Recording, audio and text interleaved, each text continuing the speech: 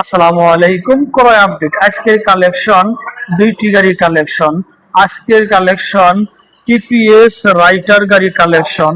আজকের collection discover 100 গাড়ি collection.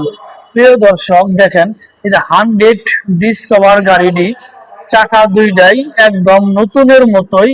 গাড়ি কোথাও কোনো স্পট নাই, একদম ফ্রেশ একটি গাড়ি। এই গাড়িটির প্রাইস হচ্ছে 90,000 টাকা। 10 বছরের নাম্বার সহকারে পাচ্ছেন। আরেকটি দেখেন টিপিএস রাইটার গাড়ি, 2 বছরের নাম্বার সহকারে।